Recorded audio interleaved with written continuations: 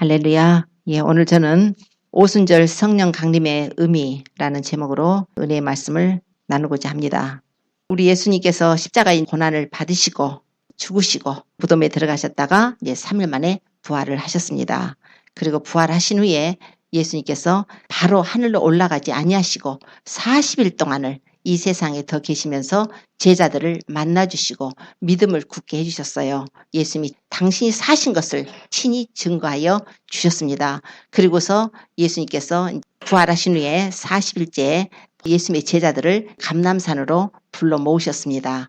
그래서 거기 예수님의 제자들뿐만 아니라 한 500여 형제가 모였다고 고린도전서 15장에 가보면은 500여 형제에게 일시에 주님이 보이셨다 이런 내용이 있습니다. 그런데 거기에서 주님께서 떠나시기 전에 제자들에게 말씀을 하십니다. 너희는 예루살렘을 떠나지 말고 내게 들은 바 아버지의 약속하신 것을 기다리라. 요한은 물로 세례를 베풀었으나 너희는 몇 날이 못되어 성령으로 세례를 받으리라.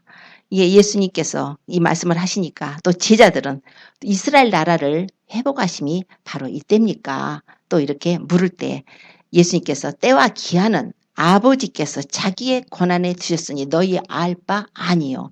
오직 성령이 너희에게 임하시면 너희가 권능을 받고 예루살렘과 온 유대와 사마리아와 땅 끝까지 이르러 내 증인이 되리라. 이 말씀을 마치시고 저희 보는 데서 하늘로 올라가셨습니다.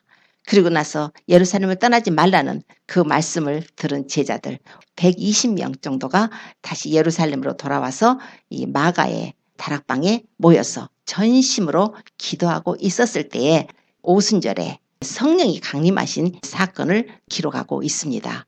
오늘 본문 말씀 보면은 오순절 날이 이 이름에 저희가 다 한 곳에 모였더니 호련히 하늘로부터 급하고 강한 바람 같은 소리가 있어 저희 앉은 온 집에 가득하며 불의 혀같이 갈라지는 것이 저희에게 보여 각 사람 위에 임하여 있더니 저희가 다 성령의 충만함을 받고 성령이 말하게 하심을 따라 다른 방언으로 말하기를 시작하니라. 자, 성령 강림하시는 그 내용을 아주 이렇게 기록하고 있습니다. 오직 사도행전에서만이 이 성령이 어떻게 강림을 하셨는지, 언제 성령님이 이 세상에 오셨는지 이렇게 역사적으로 기록을 하고 있어요. 예수님이 부활하신 후로도 그들은 두려워서 밖에 나가서 외치지도 못하고 숨어있고 하던 그들이 성령이 임하시고 나니까 그들이 성령 충만을 받고 그들이 밖으로 뛰쳐나갑니다. 120명의 그 제자들이 나가서 다른 방언으로 여지껏 자기들이 쓰던 언어가 아닌 다른 언어로다가 하나님의 큰 일을 지금 말하고 있는 거예요. 근데 그때가 마치 오순절입니다. 그래서 오순절에는 오순절을 지키기 위해서 예루살렘에 지금 하나님의 절기를 지키기 위해서 많은 사람들이 있어요. 6월절하고 오순절하고 초막절에는 많은 이제 순례객들이 오게 되고 모든 사람들이 예루살렘으로 와서 그 하나님의 절기를 지키게 되어 있는 거예요. 그런데 보니까 세계 각국에서 많은 유대인들, 디아스포라들이 거기 와서 이제 우거하고 있었다고 말씀을 하는데 그 사람들이 나와가지고 보니까 하나님의 큰일을 말하는데 각각 자기네 나라, 자기가 태어났던 곳, 자기가 자랐던 곳, 거기가 자기가 살았던 곳에 있는 나라들의 언어로다가 하나님이 어떻게 우리 예수 그리스도께서 오셔서 십자가에 죽으시고 부활함을 통해서 우리가 구원을 받게 되는지 예수님 부활시키셨는지 이런 하나님의 큰 일을 말하는 것을 듣는 거예요. 그래서 그들이 다 놀래가지고 우리가 우리 각 사람의 난고 방언으로 듣게 되는 것이 어찌미냐. 우리는 바데인인데 우리는 메데인인데 우리는 엘람인인데 메소포타미아, 유대, 가바도기아, 본도, 아시아, 부르기아, 밤빌리아, 애굽, 리비아 뭐 여러 지방에 사는 사람인데 또 로마로부터 온 사람도 있고 그레데인도 있고 아라비안들도 있고 그런데 어떻게 우리가 우리 각 사람의 난고 방언으로 이것을 듣느냐. 막 사람들이 놀래가지고 소동이 일어난 거예요. 그랬더니 또 어떤 사람들은 하는 말이 저들은 막 조롱하면서 세술에 취했구만. 세술에 취했다. 그럴 때 베드로가 11사도와 같이 서서 담대하게 이제 복음을 전하기 시작하는 거예요. 처음이지 않습니까? 예수님이 부활하셨다고 했는데도 유대인들을 두려워해가지고 문들을 꼭꼭 잠그고 숨어있던 그가 하나님께서 성령을 보내주시니까 성령을 받고 나니까 권능을 받아가지고 이제는 담대하게 그들 앞에 나가서 베드로가 소리를 높여서 외치는 거예요. 유대인들과 예루살렘에 사는 모든 사람들아, 이 일을 너희로 알게 할 것이 내 말에 귀를 기울이라. 때같이 삼시다. 너희 생각같이 이 사람들이 취한 것이 아니야. 이것은 바로 선지자 요엘로 말씀하신 것이다. 선지자 요엘이 예언한 것에 성취라는 거예요. 하나님이 말씀하시기를 말세에 내가 내 영으로 모든 육체에게 부어주리라. 너희 자녀들은 예언할 것이고 너희 젊은이들은 환상을 볼 것이고 너희 늙은이들은 꿈을 꿀 것이다. 그때 내가 내 영으로 내 남종과 여종에게 내가 부어주니 저희가 예언을 할 것이다. 너희가 지금 보고 있는 것이 바로 선지자 요엘이 말한 예언이 성취되었다는 거예요. 선지자 요엘은 미리 보고 말세에 하나님께서 하나님의 영을 모든 육체에게 부어주실 것을 예언을 했는데 바로 그 예언이 2000년 전에 마가의 다락방에 120명의 예수님의 제자들이 모여서 전심으로 기도할 때에 그때에 성령님이 강림하심으로 그 예언이 성취가 됐습니다. 그러고 나서 그 성령님께서는 그때 강림하신 이후로 지금까지 떠나지 아니하시고 오늘날 우리가 살고 있는 이 시간까지 앞으로도 성령이 철수하셔서 교회를 데리고 가시는 그때까지 성령의 은혜의 시대가 열리게 된 거예요. 이 사도행전은 성령 행전이라고도 표현할 수 있을 정도로 사도들이 성령을 받아가지고 복음 전파의 사역을 시작할 때 사도들을 스스로의 힘으로 한 것이 아니라 성령님의 역사라는 것입니다. 복음은 성령님의 역사로서만이 증거가 되는 거예요. 성령님께서 따르는 기사와 표적과 능력으로 함께 하셔서 그 복음을 증거를 하게 하시려고 하나님께서 성령님을 보내주신 것입니다. 또 이어서 말씀하기로는 내가 위로 하늘에서는 기사로 또 아래로 땅에서는 내가 징조를 베풀 건데 바로 피와 불과 연기 기둥이라. 피와 불과 연기 기둥, 심판을 말씀하고 있는 거예요. 이게 이제 말세에 일어날 일들입니다. 그런데 2000년 전에 주님께서 오순절에 성령님을 보내주셔서 그 예언이 성취가 되게 하심으로 심판을 말씀하고 있는 거예요. 예수 그리스도께서는 심판주로 오십니다. 예수님께서 십자가에 죽으시고 무덤에 들어가셨다 부활하신 것은 우리 죄인들의 죄를 담당하셔서 우리를 죄사함을 얻게 하셔서 우리를 구원하시기 위해서 오셨습니다. 그래서 그 구원 사역의 연장으로 성령님을 보내셔서 성령님이 오셔서 그 예수 그리스도의 이루시는 그 사역을 믿음을 주셔서 우리가 믿게 하시고 우리가 성령을 받아서 이제 이 세상을 믿음으로 이기고 승리한 자들은 우리 주님 앞에 구원을 받아서 영원한 저 천국에서 영생을 얻고 살게 되는 것이지만은 예수 그리스도의 복음을 받아들이지 않는 자들에게는 심판이 이제 선포가 된 것입니다. 예수님은 산 자와 죽은 자의 심판주로 우리의 주와 그리스도가 되게 하신 것이에요. 그러면서 주의 크고 영화로운 날이 이르기 전에 해가 변하여 어두워지고 달이 변하여 피가 되리라. 누구든지 주의 이름을 부르는 자는 구원을 얻으리라. 이렇게 이제 선포를 합니다. 그러면서 예수님께서 이 세상에 오셔서 당신들도 아는 바와 같이 예수님이 십자가에서 고난을 받지 않았느냐. 예수님이 십자가의 고난을 받은 것은 하나님이 미리 정하신 뜻이었다는 거예요. 하나님이 미리 아시는 거였다는 거예요. 그러나 법 없는 자들의 손을 빌어서 예수님이 십자가에 죽으셨지만 예수님께서 사망에 매여 있을 수가 없고 그래서 사망을 풀어 살리셔서 예수님이 부활을 하셨다. 이 예수님이 부활을 하게 하심으로써 이제 하나님이 믿을 만한 증거를 우리에게 주셨고 이제 예수님을 하나님이 오른손으로 예수님을 높이셔서 바로 너희의 주와 그리스도가 되게 하셨느니라. 막 이렇게 이제 베드로가 막 담대하게 이제 선포를 하는 거예요. 막 이렇게 하니까 사람들이 이제 찔림을 받지 않습니까? 형제들아 그러면 어떻게 할꼬 하고서 이제 물으니까 너희가 회개하여 각각 예수 이름으로 세례를 받고 죄사함을 받으라. 그리하면 성령을 선물로 받을 것이다. 그래서 그날에 사람들이 성령의 역사로 3000명이 주님의 제자로 돌아오게 됩니다. 그 후로도 막 5000명이 돌아와요. 성령의 역사가 아니면 그럴 수가 없죠.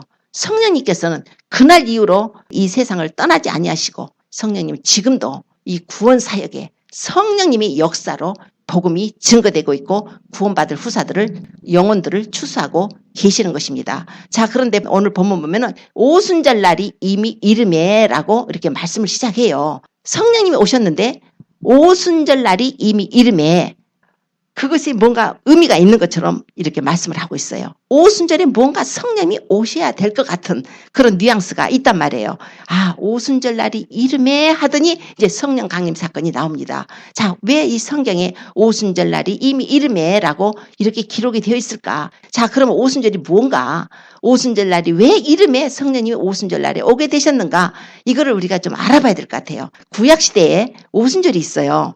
하나님께서 이스라엘 백성들을 이제 출애굽을 시키셨습니다. 이스라엘 백성들을 그 애굽 땅 종살이에서 이제 모세를 통해서 출애굽을 시키실 때에 10가지 재앙을 내리셨는데 마지막 재앙에 애굽에 있는 모든 장자를 심판하시는 그 심판에 이스라엘 백성들을 보호하시기 위해서 6월절 어린 양을 준비하게 하셔서 어린 양을 불에 구워 먹고 그 피를 문 인방과 좌우 설지에 바르게 하시고 그 밤에 어린 양의 피가 있지 않은 곳에는 모두 죽음의 천사가 들어가서 그 장자를 심판하게 됩니다. 그게 이제 이스라엘 백성들이 출애굽하던 과정이에요. 그래서 이스라엘 백성들이 출애굽을 했습니다. 그것이 바로 니산월 10일 날 어린 양을 집에 보관을 해놓게 하셨다가 니산월 14일 날 양을 잡게 하시고 그러고 나서 이제 그 밤에 그 심판을 면하고 이스라엘 백성들이 다 출애굽을 하게 됩니다. 그러고 나서 이제 50일째에 시내산에 그들이 있을 때 하나님께서 무엇을 하셨는가? 바로 율법을 주신 날입니다. 하나님의 법을 주셨어요. 어느 나라든지 국가가 있으면 그 나라에 법이 있지 않습니까? 그 법에 의해서 이게 통치가 되는 것입니다. 하나님의 백성으로 이스라엘 민족들을 선택하시고 큰 민족을 좀 이루게 하셔서 그 민족들을 이제 다시 데리고 나오셔서 가나안으로 이끌고 들어가려 하실 때에 시내산에서 그들이 머무르게 됐을 때 거기에서 모세를 올라오게 하시고 말씀을 하셨어요. 너희들 이제 3일 후에 이제 하나님이 강림하실 테니까 옷도 빨고 정결하게 하라고 해가지고 산에 올라오지 말라 해가지고 산의 사면에다 경계를 해서 아무도 못 올라오게 짐승도 못 올라오게 하시고 하나님께서 이제 시내산에 강림하시는 사건이 이제 출애굽기 19장에 이렇게 기록이 되어 있습니다. 출애굽기 19장 보면 하나님이 강림을 하셔서 그때 막 음성으로다가 이제 백성들하고 말씀을 하시는 거예요. 하나님 법을 이제 주십니다. 그럴 때 보니까 막 캄캄한 아주 흑암, 구름, 아주 또 막 번개, 천둥 소리 나고 막 산이 막 불타는 것 같이 불같이 산이 불붙는 산처럼 됐고 거기에 그냥 막 연기가 올라가는데 마치 옹기점 그 연기처럼 올라갔다고 그랬어요.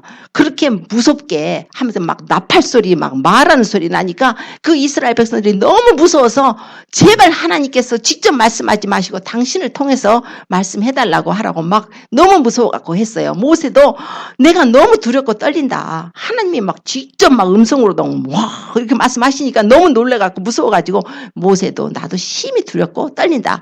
그럴 때 하나님께서 이스라엘 백성들에게 그 율법과 계명, 규례를 주신 것이에요. 하나님의 법을 주셨어요. 그 날이 바로 오순절입니다. 오순절이에요. 그런데 이제 신약시대로 넘어왔어요.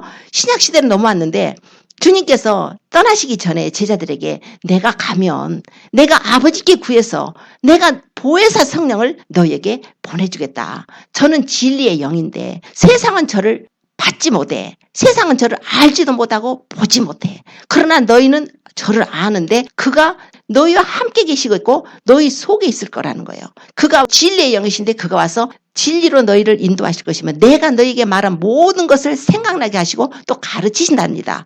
그래서 내가 가는 것이 너희에게 유익이라. 내가 가지 아니하면 보혜사가 너희에게로 오시지 않을 것이지만 내가 가면 너희에게 그에게 보내겠다. 예수님이 계속 보혜사에 대해서 말씀을 하셨습니다. 그리고 예수님이 이제 부활하셔가지고 이제 승천하시기 직전에 그 감람산에서도 제자들에게 너희는 예루살렘을 떠나지 말고 내게 들은 바 아버지의 약속하신 것을 기다리라고 그랬잖아요. 요한은 물로 다 세례를 베풀었지만 너희는 몇 날이 못해 성령으로 세례를 받을 것이라. 이 성령에 대해서 자꾸 말씀을 하고 가셨는데 제자들은 언제 성령께서 오실는지는 몰랐죠. 그런데 성경이 딱 뭐라 하냐. 오순절 날이 이미 이름에 오순절 날에 성령이 강림하신 거예요. 구약 때의 그 사건은 율법은 그림자입니다. 그래서 히브리서의 10장에 보면은 율법은 장차 오는 좋은 일의 그림자요 참 형상이 아니다 그랬어요.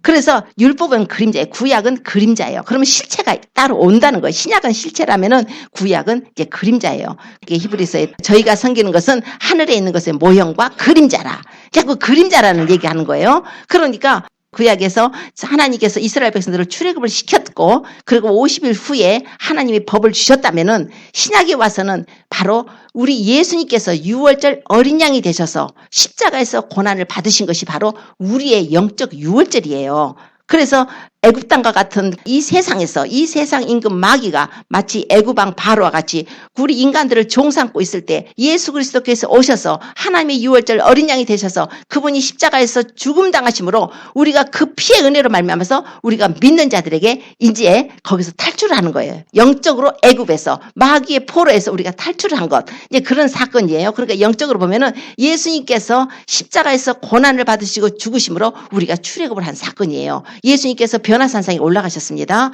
예수님께서 변화산상에 제자들을 데리고 베드로하고 야고보 요한을 데리고 올라가셨죠. 그랬더니 그때 모세하고 엘리야가 와 있었잖아요. 그래 예수님을 만났지 않습니까? 그런데 모세하고 엘리야가 와가지고 뭐를 했냐면 예수님이 이 세상을 별세하실 것을 의논했다고 기록이 되어 있어요. 예수님이 별세하실 일을 의논을 하셨답니다. 별세라는 것은 데파처예요. 이 세상을 떠나는 거예요. 우리 공항에 가면은 이륙할 때 데파처로 들어가야 되죠. 떠나는 거예요. going out 하는 거예요. 나가는 거예요. 또는 출발이라고는 표현도 합니다. 그거를 헬라어로 보면은 엑소더스예요. 출애굽한다는 것은 엑소더스라고 출애굽기가 되어 있는데 그러니까 이 세상을 엑소더스 하는 거예요. 출발. 나가는 거예요. 이제 이런 내용이 예수님의 별세에 들어 있습니다. 마찬가지로 우리 예수님께서 십자가에서 고난을 받고 죽으시고 부활하신 모든 내용은 영적으로 애굽이며 마귀가 세상 임금이 된 이런 그 흑암의 권세 아래 잡혀있던 우리가 탈출하는 거예요. 어디로요? 젖과 꿀이 흐르는 가나안 땅으로.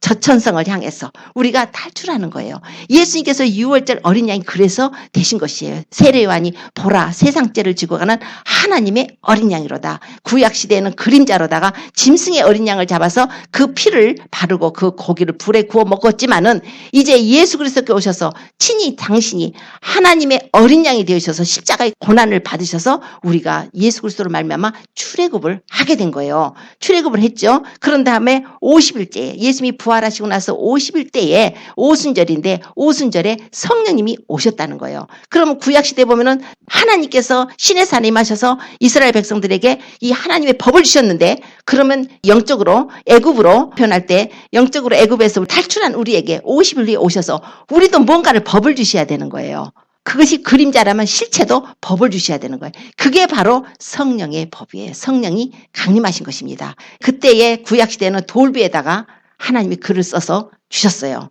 돌비에다가 글을 써서 주셨는데 이제 우리는 돌비가 아니에요. 우리는 심령 속에다가 그 하나님의 법을 주신 것입니다.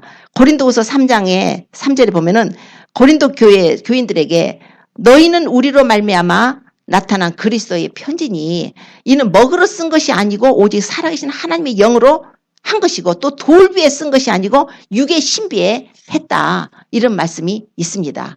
고린도 교인들에게 바울 사도가 너희가 바로 그리스도의 편지인데 그 편지가 살아계신 하나님의 영으로 쓰여진 편지며 돌비가 아닌 육의 신비라는 거예요. 마음속에다가 썼다는 거예요.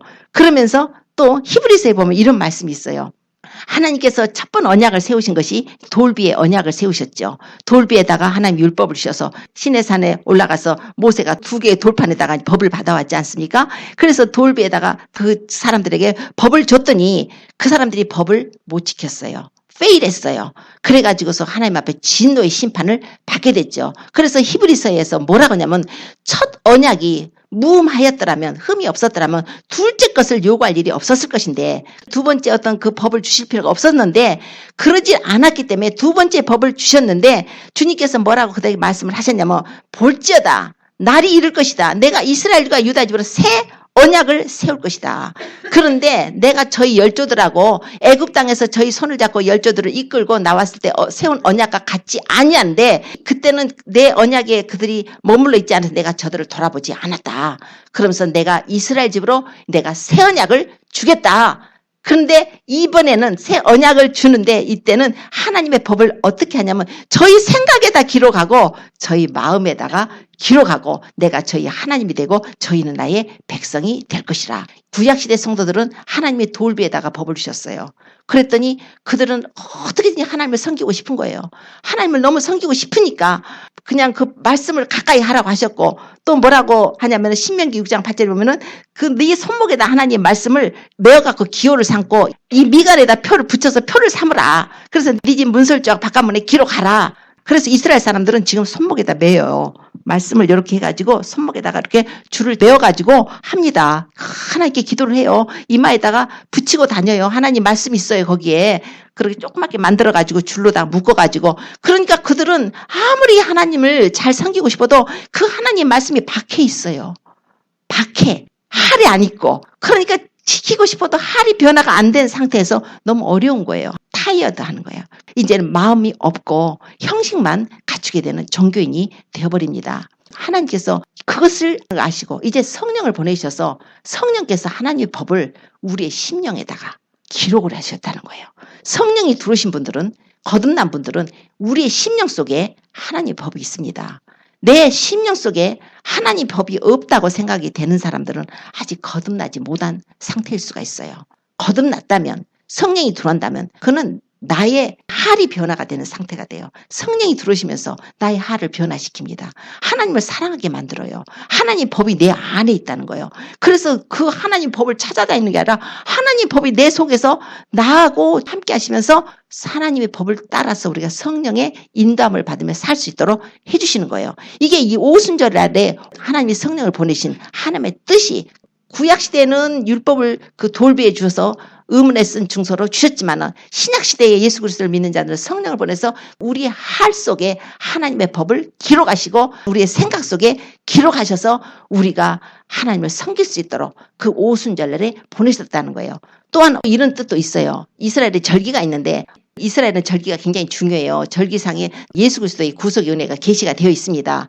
또 절기, 이거 농사 절기로 보게 되면은 하나님께서 이제 이스라엘 백성들이 가나안 땅에 들어가가지고 농사를 지었을 때 첫 이삭을 보리 추수를 할 때 한 단을 먼저 제사장한테 갖다 줍니다. 그럼 제사장이 받아가지고 안식일 날 지난 다음 날 그 요제로다가 하나님께 제사를 드려요. 그게 보리 추수를 할 때 그렇습니다. 그러고 나서 바로 50일 후에 77절이라고도 하고 맥추절이라고도 하는데 이 오순절을 이 50일 후에 이제 밀추수가 될 때 또 한 번 이 밀단을 갖다 놓고 제사장한테 갖다 주면 제사장은 안식일을 지나고 그 다음날 안식일 다음날 요제로다가 이제 짐승과 함께 하나님께 올려드립니다. 이제 이런 제사법이 있어요. 이 제사가 바로 예수님이 십자가에 죽으시고 부활하심으로 우리를 구원하시는 그 내용이 들어있어요. 첫 번 제사는 보리단 한 단을 올려드린 것은 바로 예수 그리스도를 상징을 합니다. 이게 바로 초실절이라고 그러는데 예수님께서 죽은 자 가운데서 다시 살아 잠자는 자들의 첫 열매가 되셨도다. 예수님이 십자가에 죽으심으로써 주님께서 부활하심으로써 부활의 열매로 하나님 앞에 첫 열매로 드려졌더니 그 후로부터 50일 후에 이 맥추절, 이 오순절에 이제 밀추수 하는데 그때는 아주 굉장히 큰 제사를 올려드린다는 거예요. 그때는 대추수가 이루어집니다. 마찬가지로 예수님께서 십자가에 고난받으시고 예수님이 한 분이 부활하셨는데 예수님이 하늘에 올라가셔서 성령을 보내시고 나니까 이제 성령께서 오셔서 120명이 그날 성령을 받아서 나가니까 이제 또 그 사람들이 나가서 그날 복음을 전하니까 3,000명이 그 회개하고 예수 믿고 구원을 받게 되는 영원 구원 사역에 이런 의미가 있는 거예요. 그래서 오순절은 굉장히 중요한 날입니다. 하나님께서 오순절에 그 일을 하셨어요. 이제는 성령으로 말미암아서 하나님께서 구원 얻을 영혼들을 추수하는 사역에 문을 열으신 것이에요. 복음 전파의 사역을 문을 열으셔서 언제까지요? 지금 우리 지금 살고 있는 이 세상까지 추수 지금 때가 열려 있어요. 지금 추수 중입니다. 그러나 이 추수 때가 끝나면 추수가 딱 끝나면 그때는 예수님이 오십니다. 계시록을 보면 이 한 낫을 들으시고 곡식을 싹 거둬요. 곡식을 거두십니다. 그런 날이 와요. 그럴 때 이제 교회를 데려가십니다. 교회를 데려가시고 이 땅에는 이제 7년 동안 환란이 있게 되고 그때라도 믿음을 지킨 자들을 또 주님께서 구원을 하십니다. 이제 이런 내용이 성경에 있는데 오순절에 그 의미 속에 이거는 구원 사역이구나. 우리가 하나님의 은혜를 헛되이 받지 말아야겠다. 헛되이 받지 말아야 되는 것은 하나님께서 아들을 보내서 예수님을 십자가에 못 박게 해서 죽으시고 부활하심을 통해서 예수님을 믿는 우리를 죄사함 주시고 용서해서 구원해서 우리가 영생을 얻고 부활을 돼가지고 영원히 저 천국에서 살게 하시려고 하나님 사역 가운데 오순절의 사역이 오늘 기록되고 있어요. 보니까 성령님이 오셨는데 아주 급하고 강한 바람으로 성령이 오셨습니다. 그리고 불의 혀같이 갈라졌다는 거예요. 자, 급하고 강한 바람으로 오셨어요. 우리 성령의 상징들이 성경에 보면 많이 있어요. 뭐 성령의 비둘기라고도 하죠. 성령의 기름이라고도 하죠. 성령의 생수라고도 하죠. 성령의 인이라고도 하고 하는데 오늘 보니까 또 바람과 불로다가 성령이 임하신 것을 보여주셨습니다. 여기에는 또 뜻이 있으시겠죠. 구약시대의 출애굽할 이스라엘 백성들을 주님께서 구름 기둥과 불 기둥으로 그들을 인도하셨어요. 자, 구름이 기둥이 있어서 인도하면은 바람이 안 불까요? 여기 구름이 움직일 때 바람이 막 불잖아요. 그런 것처럼 구름은 바람을 또 의미하기도 해요. 물론 그 속에 물방울도 있으니까 비도 또 의미하기도 하지만 자, 이렇게 구약시대에도 하나님께서 이 바람으로 성령의 역사죠. 성령의 인도함을 받아서 출애굽을 한 백성들을 보호를 했다는 것을 이제 나옵니다. 뿐만 아니라 우리 하나님께서 처음에 우리 사람에게 그 코에 생기를 불어넣었을 때 하나님의 후 하고서 불어넣으신 그 숨, 이것이 바람이에요. 이 생기, 바람. 그러니까 성령님을 의미하죠. 이 생기. 또 에스겔서에 보면은 그 마른 뼈다귀들한테 에스겔한테 대언하라 그래요. 에스겔아 대언해라. 생기야 사방에서 불어와서 사망을 당한 자에게 들어가서 살게 하라. 이런 말씀이 있어요. 그것은 바로 영적으로 성령의 바람이 지금 들어가서 살아나는 그런 모형이기도 합니다. 이렇게 해서 하나님께서 바람을 가지고 말씀을 해요. 급하고 강한 바람. 예수님께서 니고데모하고 말씀하실 때 사람이 물과 성령으로 거듭나지 않으면 하나님 나라에 들어갈 수 없다니까 도저히 이해를 못할 때 육으로 난 건 육이고 성령으로 난 건 영이다 하시면서 마치 바람이 임의로 부는데 어디서 와서 어디로 가는지 알지 못하는 것처럼 성령으로 난 사람도 이렇다 하고 주님이 바람에 대해서 말씀을 하셨어요. 그래서 성령은 바람으로 이렇게 나타나셨는데 자, 우리가 이 바람의 속성을 잠깐 봐야 돼요. 왜 바람으로 오셨을까?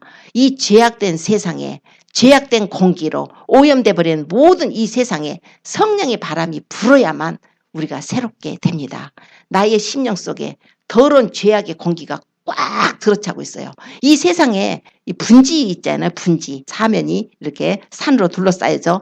그런 곳은 공기가 매우 탁해가지고 공에 있는 것처럼 자동차 매연 공에 있을 때 숨쉬기 힘든 것처럼 그러면 그거를 어떻게 정화를 할까요?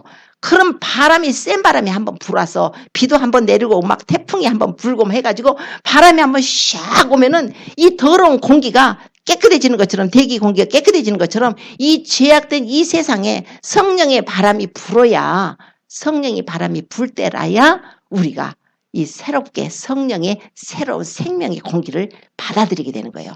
죄악된 공기가 떠나가는 거예요. 성령의 바람을 통해서 우리의 마음이 새롭게 돼야 돼요. 그 썩어져가는 구습을 좇는 옛사람을 벗어버리고 오직 심령으로 새롭게 되어 하나님을 따라 의와 진리의 거룩함으로 지으심을 받은 새 사람을 입으라. 우리는 성령님이 와야 새롭게 돼요. 고린도후서 5장 17절에 누구든지 그리스도 안에 있으면 새로운 피조물이라. 이전 것은 지나갔으니 보라 새 것이 되었도다. 우리가 새 사람이 되려면 성령의 새바람이 성령이 오셔서 우리를 정화해야 됩니다. 성령이 아니고서는 옛사람밖에 못 살아요. 옛사람은 죽을 사람이에요. 썩을 사람이에요. 심판받을 사람이에요. 성령이 오셔서 우리를 새롭게 해주시는 것입니다. 또 보니까 불의 혀같이 갈라지는 걸로 오셨다고 말씀을 해요. 예수님이 말씀하시기를 내가 불을 땅에 던지러 오셨대요. 내가 불을 땅에 던지러 왔는데 이 불이 입이 붙었으면 내가 무엇을 바라리요. 주님이 왜 오셨을까요? 복음의 불, 생명을 얻는 복음의 그 불을 붙이기 위해서 성령의 불을 붙이기 위해서 우리 주님이 오신 것입니다. 불은요 막 번져나가잖아요. 불은 막 타오르잖아요. 불은 그냥 얼마나 뜨겁고 해요. 성령이 불을 받아야 돼요.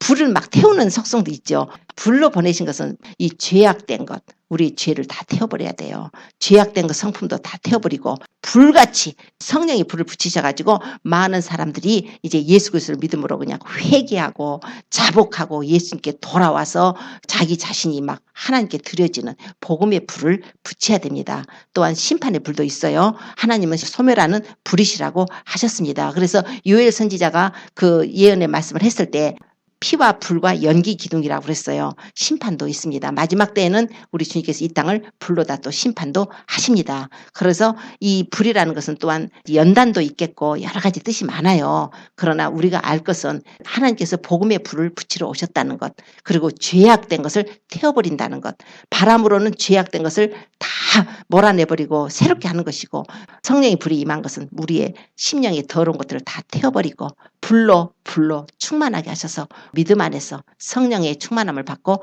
우리가 복음을 전하고 많은 사람들이 생명을 얻고 주님께 영광 돌리고 그날에 갈 수 있도록 이제 이런 내용이 이제 포함되어 있습니다. 또 하나는 새술이 있어요. 저들이 새술에 취했대요. 자, 여기서 말하는 새술의 의미를 뭐로 보는가? 성령의 새술이지만 바로 예수 그리스도의 보혈을 의미하고 있습니다. 왜냐하면 예수님께서 제자들에게 이제 그 포도주 잔을 주시죠. 처음에 이제 예수님 고난 받으기 전에 떡을 주시면서 받아 먹어라. 이것은 내 몸이라 하시고, 또 식후에 잔을 가지시고 살해하신 후에 잔을 주시면서 너희가 다 이것을 받아 마시라. 이거는 죄 사함을 얻게 하려고 흘리는 바 나의 피 곧 언약의 피라. 많은 사람을 위해서 흘리는 예수님의 피라고 말씀을 하셨습니다. 그게 바로 그 예수 그리스도의 피예요. 피, 보혈, 그것이 새술을 의미하고 있습니다. 물론 성령님이 새술로 이렇게 표현되고 있지만 또 그 안에는 예수 그리스도의 보혈이 담겨 있다는 거예요. 그래서 예수님께서 제자들과 다니실 때 그때 금식하는 기간이었는데 사람들이 와가지고 지금 그 세례 요한의 제자들도 금식하고 바리새인들도 다 금식하고 있는데 당신 제자들은 왜 금식하지 않느냐고 했을 때 예수님께서 혼인집 손님들이 신랑과 함께 있을 때 금식할 수 있느냐? 신랑과 함께 있을 때는 금식할 수 없다. 그러면서 신랑을 빼앗길 날이 올 텐데 그때는 금식할 것이다. 새 포도주를 묵은 부대에다 넣으면은 이 새 포도주가 묵은 부대를 터뜨려 버려서 새 포도주도 버리고 부대도 버리지 않느냐. 새 포도주는 새 부대에만 넣어야 된다. 이런 말씀을 하셔요. 자, 이 새 포도주가 뭘까요? 예수 그리스도의 십자가의 죽으심으로 말미암아서 구원을 얻는 복음의 포도주입니다. 흘리신 보배의 피를 의미하고 있는 거예요. 그래서 이 새 포도주는 오직 새술, 바로 예수 그리스도의 보혈로만이 우리가 구원을 받는 예수님의 피요 또한 성령님의 역사요, 이것이 바로 복음입니다. 그래서 새 포도주는 새 부대에 넣어야 돼요. 새 부대는 뭘까요? 오직 믿음이죠. 믿음으로 말미암아서 우리가 구원을 받는 것입니다. 그래서 예수 그리스도의 십자가의 죽으심과 부활이 우리가 믿어진 것은 바로 성령님이 오셨기 때문에 성령님의 역사로 우리가 믿어지게 되는 것이에요. 성령님의 역사가 아니면 아무도 예수를 주라 시인할 수가 없습니다. 하나님께서는 그러기 때문에 아들 예수를 보내서 십자가에 죽으시고 부활하셔서 하늘로 올라가시고 하나님 보좌 우편에 앉으시고 이제 우리의 중보자시며 우리의 대제사장으로 우리를 위해서 기도하고 간구하시고 원수로 발등상 되게 하기까지 예수님께서 지금 심판의 때까지 기다리고 계시는 동안에 누구를 보내셨냐면 성령님을 보내서 성령님이 급하게 오신 거예요. 아주 급하고 강한, 아주 파워풀하게 오셨어요. 얼마나 급하셨는지 성령님이 급히 오셨어요. 지금 복음 우리가 듣는 거 급한 복음이에요. 급합니다. 마음들이 급해요. 지금 안 믿는 사람들은 어서 예수님을 믿어서 구원을 받아야 됩니다. 예수님께로 돌아오지 않으면 어느 날 주님께서 오시면 끝나버려요. 심판이에요. 예수님을 지금도 안 믿고 있는데 이 세상에 환란이 올 건데 그때 가서 새롭게 예수님 믿어질 것 같아요. 지금 예수님을 믿어서 지금 성령을 받은 자들이 혹시라도 믿음 안에서 더 충만하게 살지 못해서 남겨졌을 때 그래도 그 안에 성령님이 계시기 때문에, 물론 보편적으로 성령님은 교회를 데리고 올라가시지만 지금 성령을 받아 오신 분들은 그래도 혹시 남게 되더라도 내 안에 성령님이 계시기 때문에 성령님의 인도를 받을 수가 있는 거예요. 얼마나 급한지 몰라요. 지금 막 성령님을 받아야 돼요. 회개해야 돼요. 예수님을 믿어야 돼요. 안 믿는 분들에게 전도를 해야 돼요. 그래서 그날에 심판에 남겨지지 않도록, 심판하니까 그냥 대충 상투적으로 하는 이야기로 듣지 마세요. 영원한 지옥이에요. 영원한 형벌이고 영원한 그 고통입니다. 한번 들어가면 중간에 빠져나올 수가 없는 지옥이에요. 그래서 우리가 이 세상 살 동안에 우리에게는 은혜를 주셨어요. 성령님까지 보내주셨어요. 예수님이 십자가에 죽으시고 부활한 것도 부족해서 하나님은 성령님을 보내주셔서 예수님 믿는다고 하는 자들에게 믿음 안에서 그냥 성령으로 인을 쳐서 우리가 하나님의 자녀가 되고 우리가 성령님의 인도를 받아서 끝까지 믿음으로 실족하지 말고 세상 따라가지 말고 죄 따라가지 말고 불의하게 살지 말고 하나님 말씀에 순종하면서 믿음으로 살면서 우리가 끝까지 성령으로 인도함을 받아서 천국에 입성을 해야 하는 것입니다. 하나님이 그래서 불같이 보내셨어요. 그래서 바람같이 보내셨어요. 성령의 세수를 보내셨어요. 아주 술 취한 것 마냥 성령에 취해서 살으래요. 아주 성령 충만을 받으래. 세상 술에 취하지 말고 성령의 충만을 받아가지고 우리가 성령님과 동행을 해야 합니다. 내 안에 성령님이 계신 걸 믿으셔야 합니다. 성령님이 계셔요. 성령님이 나하고 함께 하고 계십니다. 어떤 능력이나 현상이나 어떤 그런 은사적인 것만 생각하지 마세요. 인격으로 나하고 함께 계십니다. 인격으로 나하고 대화를 하고 인격으로 나하고 함께 살고 계세요. 그 성령님을 우리가 깨닫고 우리가 성령님을 슬프게 하거나 근심시키거나 하지 않도록 우리는 더 믿음 안에 우리가 자신을 이제 쳐야 돼요. 세상을 사랑하지 말고 세상 일에 너무 분주하다 해서 하나님 섬기는 일에 우리가 너무 게을러서는 안 됩니다. 우리가 나약하면 안 돼요. 주님을 섬기는 것이 가장 우선입니다. 예배가 가장 우리 삶의 우선이에요. 내 목숨이 딱 떠나는 순간에 우리가 어디로 가는 줄 아세요? 하나님 앞에 서야 됩니다. 그때 인정을 받지 못했다면, 믿음의 인정을 받지 못했다면 천국을 못 들어가는 거예요. 그때 주님 앞에 가서 주님이 우리를 시인을 해 주셔야 됩니다. 주님이 네가 세상에 살 동안에 나를 부인하지 않았어. 네가 세상에 살 동안에 나를 인정하고 나를 기쁘게 했고 나와 함께 동행했다는 주님이 인정을 해 주셔야 돼요. 성령님이 증인으로 그곳에 계십니다. 성령님은 물론 우리에게 오셔서 진리로 인도하시고 우리를 가르치시고 회개도 하게 하시고 우리에게 또 위로자가 되시고 하나님 앞에 중보해 주시는 중보자요. 우리를 위해서 탄식하면서 기도를 해 주시고 우리가 이 세상에서 믿음으로 살 수 있도록 성령님 헬퍼를 보내주셨습니다. 우리 헬퍼 계셔요. 헬퍼라고 해서 우리가 막 함부로 하는 헬퍼가 아닙니다. 우리가 함께 인격적으로 그분을 섬기고 사랑하는 헬퍼가 우리 안에 들어와 계십니다. 성령을 받아서 그 제자들 변한 거 보세요. 나중에 자신들 목숨을 귀한 것으로 여기지 않고 전부 숭배함으로써 예수님께 자기 사랑과 믿음을 올려드렸습니다. 이제 때가 가깝기 때문에 우리 주님이 오셔서 교회를 데려가신 후에는 우리 성도님들 이 세상에 누가 남을지 모르지만 남게 된 자들은 반드시 선택의 기로에 서게 됩니다. 주님을 배반하지 마십시오. 죽더라도 한 번 죽으면 우리는 부활이 있고 우리 주님의 성령이 우리 안에 계신 분들은 순교함으로써 우리가 구원을 받을 수가 있습니다. 그거를 가볍게 듣지 마시고 나중에 세상 바뀌어서 모든 것이 다 바뀔 텐데 그것은 휴거가 된 후로부터 이 세상이 바뀔 것으로 생각을 하고 있습니다. 지금 평안한 때에 은혜 받을 만한 때에 구원의 날에 하나님이 주신 은혜의 복음을 우리가 귀한 것으로 감사한 것으로 알고 더 우리 자신을 쳐서 믿음 안에서 미끄러지지 말고 더 성령 충만 받아서 이웃들 위해서 정말 기도도 해주시고 말씀과 기도로 우리 자신을 거룩하게 하고 또 모든 사람과 화평함과 거룩함을 조치라. 이것이 없으면 아무도 주를 보지 못한다 했으니까 서로 용서하고 화평해야 됩니다. 그래서 우리의 삶 속에서 성령의 열매들이 나타나서 그날에 우리 주님이 우리 부르실 때 나팔소리 날 때 그 나팔소리 우리 이름 부르는 걸 들을 수 있도록 영적으로 깨어서 그래서 주님 부를 때 할렐루야 사랑합니다 하면서 전부 공중으로 올라가서 공중에서 주님 영접해서 그 어린 양의 혼인잔치에 그 영원한 아름다운 영광에 들어가는 저와 여러분 되시기를 예수님을 축원합니다. 기도드리겠습니다.